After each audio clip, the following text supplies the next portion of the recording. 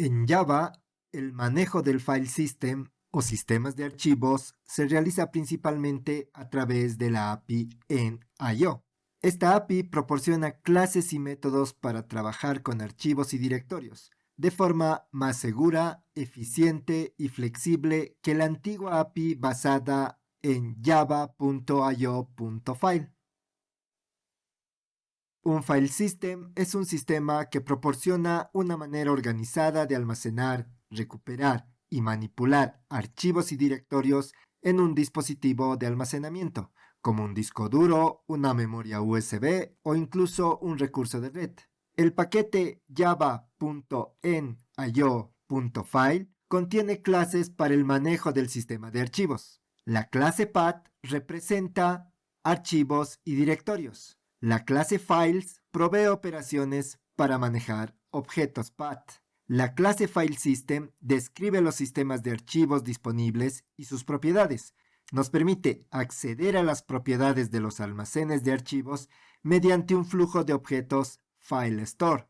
Descubrir las raíces del sistema de archivo utilizando un flujo de objetos path, /, c2 etc. También nos ayuda a obtener el separador de nodos de ruta para el sistema operativo dado, como / o /. Veamos ahora un ejemplo de cómo manejar el file system. Esta clase es útil para obtener información que nos va a ayudar con el manejo de archivos y directorios. Empecemos indicando que la clase java.io.file es una clase legacy cuyas funcionalidades son ahora distribuidas entre las clases path, files y file system de la nueva I/O API. Para obtener el file system o el sistema de archivos usamos la clase FileSystems y el método getDefault. Este método nos devuelve un objeto FileSystem, el cual nos va a dar información del sistema de archivos usado cuando se ejecuta este programa. En este ejemplo podemos observar que estamos usando un sistema de archivos Linux. Del objeto FileSystem podemos obtener los file stores. Un file store es una abstracción que representa un sistema de almacenamiento subyacente en un sistema de archivos. Este puede corresponder a un disco físico, una partición o un volumen lógico, o incluso un recurso de almacenamiento en red. La clase FileStore forma parte de la nueva API en I/O y proporciona información detallada sobre el almacenamiento disponible, su capacidad y sus características. El método getFileStores nos devuelve un iterable de tipo FileStore, por lo que podemos ejecutar un for each. Y dentro de este vamos a definir una expresión lambda que nos permita mostrar cada FileStore y alguna de sus propiedades, como el tipo, el nombre, el espacio total y el espacio total usado. Estos dos últimos métodos requieren el manejo de la excepción IOException, por lo que encerramos este código en un bloque try-catch. En nuestro bloque catch simplemente imprimimos la excepción obtenida. Ejecutando nuestro programa, podemos observar que estamos obteniendo los files store de nuestro sistema de archivos, así como su tipo, su nombre, su espacio total y el espacio usado. Otra información útil que podemos obtener de nuestro file system son los directorios raíz, en este caso con el método getRootDirectories. Este método también devuelve un iterable de tipo path, por lo que también podemos iterarlo con un for each. Y para este ejemplo simplemente imprimimos cada path obtenido con el método getRootDirectories. Ejecutando nuestro programa podemos observar que el único directorio raíz en este sistema Linux es el representado por el símbolo /. Otra información importante que nos brinda el objeto FileSystem es el separador que usa el sistema de archivos. En este caso, con el método getSeparator, asignamos a una variable este separador e imprimimos en consola este valor. Como resultado, obtenemos que el separador para este sistema de archivos es el /. Entonces, la clase FileSystem nos ayuda con información para manejar nuestros archivos y directorios. Veamos ahora cómo construir FileSystemsPath. La clase Path representa archivos y directorios como objetos inmutables. Es decir, cuando necesitamos referenciar a un archivo o un directorio, definimos un objeto path apuntando a ese archivo o directorio. El método of de tipo vararg de la clase path nos permite construir nuevos objetos path. Los objetos path pueden representar rutas absolutas o relativas. Podemos crear objetos path inexistentes sin causar excepciones hasta que tratamos de usarlas. Cuando usamos el sistema de archivos, una ruta o un path absoluto inicia desde la raíz del file system. Por ejemplo, para sistemas Unix inicia con slash y para sistemas Windows con C dos puntos. Cada nodo en un path está separado con el carácter slash o backslash, dependiendo del sistema de archivos utilizado. Un relative path inicia en el directorio actual, por ejemplo, en el directorio docs. Un relative path representado por un punto significa el directorio actual. Un relative path representado por dos puntos significa el directorio padre. Veamos ahora cómo manejar paths.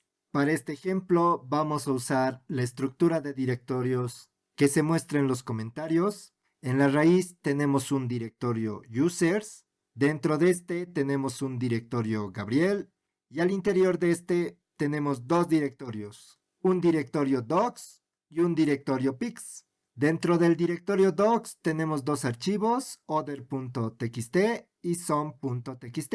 Y dentro del directorio pics tenemos un archivo acme.jpg. Entonces, para definir un path, usamos el método of de la interfaz path. Este método tiene dos sobrecargas. La primera que recibe el primer parámetro de tipo string y el segundo de tipo string vararg. La segunda sobrecarga recibe como parámetro un URI.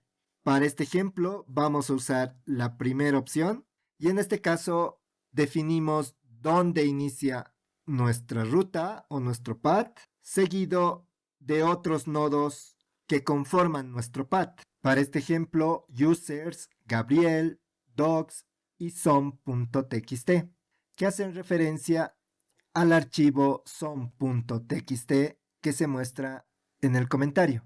Asignamos el resultado a un objeto path y podemos imprimir este objeto en consola.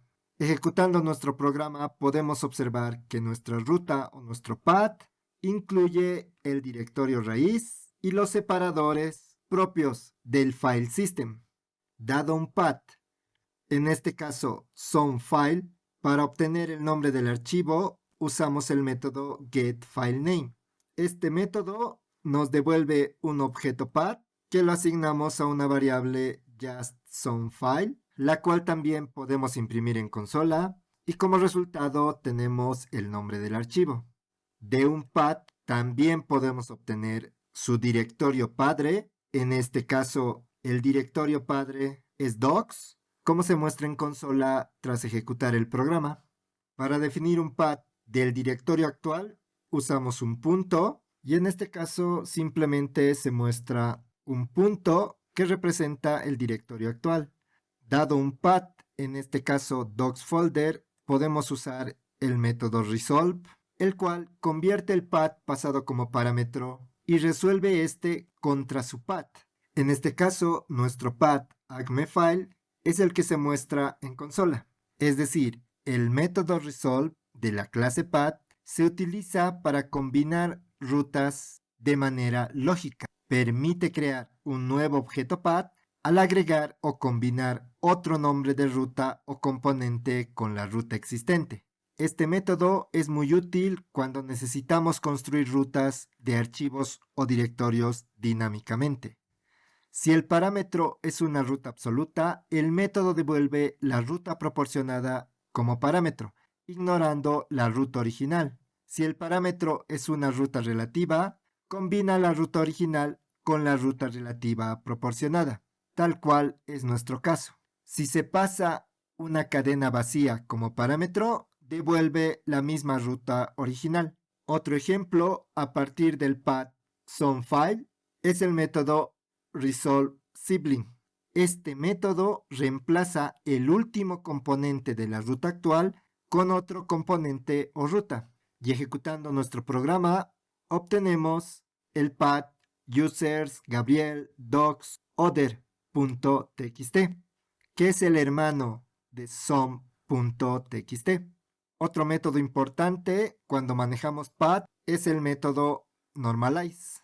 Este método se utiliza para eliminar redundancias en una ruta. Esto incluye resolver referencias como un punto, que significa el directorio actual, y dos puntos, que significa el directorio padre, simplificando así la estructura de la ruta sin acceder físicamente al sistema de archivos. Para nuestro ejemplo, estamos usando el path acmefile, que tiene una referencia con los dos puntos al directorio padre. Ejecutando nuestro programa, observamos que nuestro path acmefile se ha normalizado y se han resuelto las referencias al directorio padre, con lo cual obtenemos el path users Gabriel pix acme.jpg, que representa al archivo resaltado en el comentario. El método toRealPath de un objeto path valida la existencia del path, y en este caso usamos el parámetro linkOption nofollow links para no seguir symbolic links, que representan accesos directos a archivos. Si este path no existiera, el método toRealPath lanza una excepción IOException. Por último, cuando manejamos paths, tenemos el método relativize, en el cual le estamos pasando nuestro path acmefile, y este está siendo aplicado sobre el path SomeFile. Este método se utiliza para calcular la ruta relativa entre dos rutas. Esto significa que devuelve un nuevo objeto path que representa la diferencia entre la ruta actual y la ruta proporcionada como parámetro. Es especialmente útil para convertir rutas absolutas en rutas relativas o para encontrar la relación entre dos rutas en un sistema de archivos. El resultado es el que se muestra en consola, que significa los pasos, es decir, subdirectorios o retrocesos que son necesarios para navegar desde una ruta hasta otra. Este método solo funciona entre rutas de la misma raíz. Continuamos ahora con la navegación o el manejo del file system. La clase files provee operaciones para el manejo de objetos path. Un objeto path puede ser representado como una secuencia de elementos path. La clase files provee operaciones para navegar el file system, como listar el contenido de un directorio o recorrer la ruta del file system. Los symbolic links o enlaces simbólicos representan accesos directos a otras rutas. La clase files puede crear y leer symbolic links. La clase files provee operaciones para crear archivos y directorios y recibir las propiedades de los objetos path. Para nuestro ejemplo, partimos de la misma estructura de directorios que se encuentra en el comentario. Definimos un path que apunta al directorio Gabriel. Definimos otro path que apunta al archivo some.txt.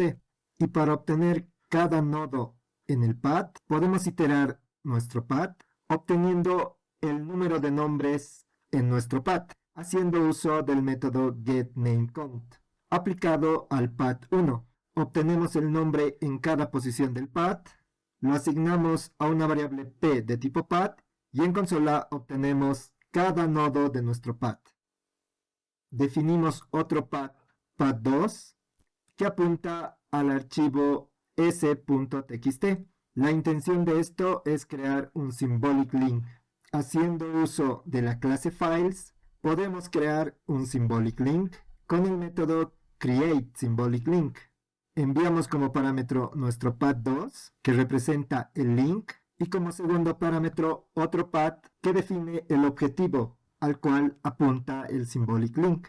Y ejecutando nuestro programa podemos observar que ya tenemos creado un symbolic link. Este symbolic link apunta al archivo some.txt en el directorio docs. De esta forma podemos crear a través de la clase files symbolic links. Veamos otras operaciones que podemos realizar con la clase files. La clase files también nos permite listar el contenido en un directorio. En este caso, el directorio Gabriel. En este directorio tenemos dos directorios, docs y pics, por lo que mediante un for each podemos iterar esta lista, ya que el tipo de retorno es un stream y simplemente imprimimos en consola cada path en este directorio. Ejecutando nuestro programa, obtenemos los paths para pics y docs que se encuentran en el directorio Gabriel. Adicionalmente, nuestro symbolic link se ha creado nuevamente. Otro método interesante en la clase files es el método walk, y en este caso lo estamos aplicando al directorio Gabriel. El método walk de la clase files se utiliza para recorrer o explorar un árbol de directorios de manera jerárquica, devolviendo un stream de objetos path que representan archivos y directorios en el árbol. Este método es útil para trabajar con grandes estructuras de directorios, ya que permite manejar archivos de forma eficiente y lazy, es decir, perezosa. Entonces, este método nos devuelve un stream, por lo que podemos aplicar un map y la expresión lambda correspondiente. En este caso, simplemente convertimos string el path, filtramos los archivos que terminan con txt a través del método filter e iteramos mediante el método forEach cada elemento e imprimimos en consola. Comentemos la creación del symbolic link para no tener problemas con la ejecución.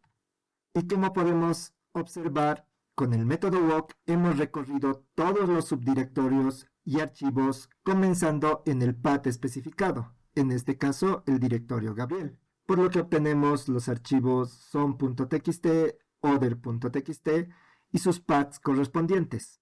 Algo que también podemos hacer con la clase files es leer un symbolic link. En este caso, el symbolic link definido anteriormente, es decir, path2. Asignamos a una variable e imprimimos en consola y obtenemos el target o objetivo al que apunta nuestro symbolic link. Con esto terminamos el video de hoy.